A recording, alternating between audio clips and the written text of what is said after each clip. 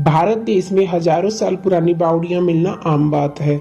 पुराने समय में पानियों को इकट्ठा करने के लिए बनाई गई ये बावड़ियां आज ऐतिहासिक धरोहर के रूप में जानी जाती हैं। तो दोस्तों, आज हम आपको बताने जा रहे हैं ऐसी एक बावड़ी के बारे में जो कि है चांद बावड़ी। यह बावड़ी जयपुर राजस्थान के समीप आभानेरी गांव में स्थित चांद बावड़ी भारत की सबसे सुंदर बावड़ी है। यह 13 तल गहरी बावड़ी है। बावड़ी के भीतर जल सतह तक पहुंचती सीढ़ियों की सममितीय त्रिकोणीय संरचना देख आप दांतों तले उंगली दबा लेंगे।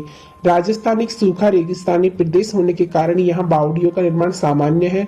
उत्कृष्ट जल प्रबंधन प्रणाली होने के साथ साथ ये बावड़ियां ग्रीष्म ऋतु में वातावरण में शीतलता भी प्रदान करती हैं। सोचनीय तथ्य यह है कि एक जल प्रबंधन प्रणाली को वास्तुशिल्पीय दृष्टि से इतना मनमोहक निर्मित करने के पीछे क्या कारण था। कहीं ऐसा तो नहीं कि 9वीं शताब्दी की सर्व सार्वजनिक संरचनाएं इतनी मनोहारी हुआ करती थी और हमारी धरोहर स्वरूप कुछ ही शेष है। यदि ये सत्य है तो उस युग के भारत को विश्व का चमकीला हीरा कहना अतिशयोक्ति नहीं होगा। आभानेरी चांद बावड़ी का इतिहास। चांद बावड़ी राजस्थान की तथा कदाचित संपूर्ण भारत की प्राचीनतम बावड़ी है जो अब भी सजीव है। भारत की सर्वाधिक गहरी बावड़ी का निर्माण निकुंभ वंश के राजा चंदा या चंद्रा ने 8वीं से 9वीं शताब्दी में करवाया था। 1200 से 1300 वर्ष प्राचीन यह संरचना ताजमहल, खजुराहो के मंदिर तथा चोल मंदिरों से भी प्राचीन है, किंतु अंजता एवं एलोरा गुफाओं के शिल्पों से अपेक्षाकृत नवीन है। आबा नगरी अर्थात चमकने वाला नगर जयपुर आगरा मार्ग पर स्थित एक छोटा कस्बा है जिसे राजा चांद ने बसाया था। रोमांचिक बावड़ियों में माता मंदिर हेतु प्रसिद्ध इस कस्बे का नाम कालांतर में आभानेरी में परिवर्तित हो गया है।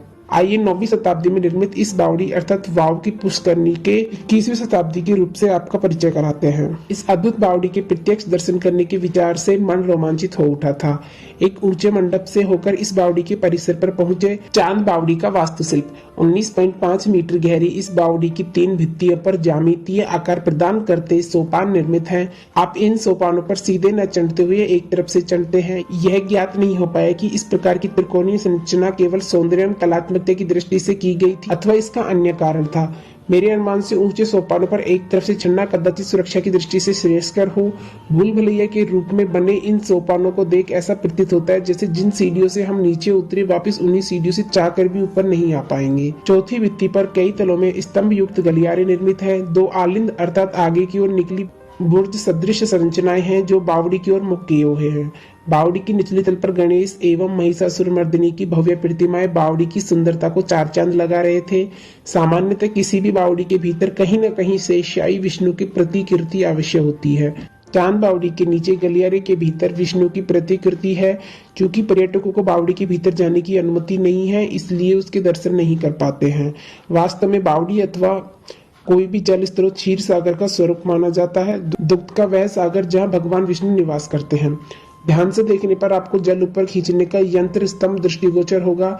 इसकी निर्मित इतनी सूझबूझ से की गई है कि यह बावड़ी की संरचना में विलीन प्रतीत होती है। चांद बावड़ी अन्य बावड़ियों की तरह जैसे जैसे नीचे जाती है सक्रिय होती जाती है। बावड़ी के तह तक 13 तलों में 3400 सीढ़ियां बनाई गई हैं जो अद्भुत कला का उदाहरण प्रस्तुत करती हैं। बावड़ी के आसपास विचरण कर प्रत्येक कोण से इसका निरीक्षण करने के बाद स्तंभ युक्त गलियारों से घिरी यह बावड़ी चारों ओर से वर्गाकार है जिस पर आकर्षक एवं कलात्मक विधि से सोपान बनाए गए हैं। बावड़ी के जल का रंग चटक हरा हो चुका था जो दृश्य को और चमकीला एवं रंगीन बना रहा था। यद्यपि सीढ़ियां उतरने की अनुमति नहीं है। राजस्थान की कड़क उष्णता में इन गलियारों में बैठे शीतलता का आनंद लेने का अनुभव कितना सुखद होता है। उस पर चारों ओर छाई कलात्मकता का छटा सोने पर सुहागा होगा। काश हमारी पीढ़ी एवं आने वाली पीढ़ी भी इस सुखद आनंद का अनुभव प्राप्त कर सकती। इस बावड़ी में अत्यंत आकर्षक द्वार एवं चौखट हैं। गलियारों पर बने व्रतखंड निश्चय ही पुनरुद्धार के समय निर्मित किए गए होंगे क्योंकि 8वीं से 9वीं सदी में व्रतखंडों की कल्पना उपलब्ध नहीं थी। चांद बावड़ी एक ऊंची 4 दीवारी से घिरी हुई है तथा एक गलियारा उसके समानांतर निर्मित है। भारतीय पुरातत्व सर्वेक्षण विभाग ने बताया कि 4 दीवारी तथा प्रवेश द्वार मूल योजना के भाग नहीं थे, इन्हें बाद में बनाया गया था। इस गलियारे में कई उत्खनन कलाकृतियां रखी हुई हैं। भिन्न भिन्न कलाकृतियों में विराजमान है लाल पत्थर से बना शिव का शीश, ध्यानमग्न शिव तथा शिव पार्वती, कल्कि अवतार में विष्णु तथा परशुराम, कार्तिकेय, महीन नक्काशी की गई महिषासुर मर्दिनी, ब्रह्मा विष्णु एवं महेश के फलक, हर्षद अथवा हरसिद्धि माता, लक्ष्मी जी, जैन मूर्तियां, यक्ष की प्रतिमाएं, आकर्षक उत्कीर्णित स्तंभ खंड। आभानेरी महोत्सव। आभानेरी में प्रत्येक शरद नवरात्रि के समय 3 दिवसीय वार्षिक आभानेरी महोत्सव आयोजित किया जाता है। दशहरा से 10 दिवस अथवा दीपावली से 30 दिवस पूर्व प्रत्येक वर्ष आयोजित किए जाने वाले इस महोत्सव के अवसर पर यह चांद बावड़ी पर्यटकों के लिए 3 दिवस खुली रहती है। गांव के युवाओं हेतु बावड़ी के भीतर छलांग लगाने की प्रतियोगिता भी आयोजित की जाती है। बावड़ी के समीप हर्षद माता का एक मंदिर है, अतः नवरात्रि के अवसर पर शक्ति पूजन यहाँ इस प्रकार की जाती है। चांद बावड़ी देखने यहाँ अनेक पर्यटक आते हैं। वास्तव में यह भारत के उन चुनिंदा पर्यटक स्थलों में से एक है जहाँ देसी पर्यटकों की अपेक्षा विदेशी पर्यटक अधिक संख्या में आते हैं। हर्षद माता का मंदिर। चांद बावड़ी के पश्चिम ओर दृष्टि दौड़ाए तो आप लगभग 100 मीटर की दूरी पर एक मंदिर देखेंगे। गुंबद युक्त यह मंदिर हर्षद माता को समर्पित है। कुछ अभिलेखों में हर्षद माता का हर्षिद्धि माता भी कहा गया है। उन्हें हर्ष एवं उल्लास की देवी माना जाता है। यह ज्ञात होने पर कौन होगा जो इस मंदिर के दर्शन के बिना लौटेगा। हर्षद माता मंदिर तथा चांद बावड़ी समकालीन संरचनाएं हैं। इनकी निर्मित एक ही राजा ने एक ही काल में करवाई थी। यदि इतिहास में झांके तो आप प्रत्येक महत्वपूर्ण मंदिर के समीप एक प्राचीन बावड़ी अवश्य पाएंगे। मेरे ध्यान में केवल एक ही अपवाद है, पाटन स्थित रानी की वाव। हर्षद माता का मंदिर एक छोटा सा मंदिर है जो एक ऊंचे मंच पर स्थापित है। यहाँ पहुंचने हेतु कुछ सीढ़ियां चढ़नी पड़ती हैं। मंच के चारों ओर परिक्रमा की जाती है।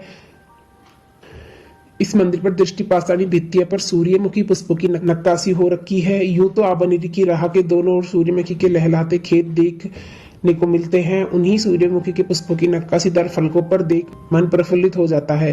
ये पुष्प भित्तियों पर बनी प्रतिमाओं की शोभा में वृद्धि कर रहे थे। इन पुष्पों को नक्काशी इस तथ्य का घोतक है कि इस मंदिर में बावड़ी की निर्मित से पूर्व भी लोग सूर्यमुखी पुष्प के विषय में जानकारी रखते थे। अन्यथा भारत तथा अधिकतर आसियाई देशों के मंदिरों में सूर्यमुखी पुष्प की नक्काशी दुर्लभ है। अधिकतर मंदिरों में कमल एवं जवा कुसुम पुष्पों की नक्काशी की गई है।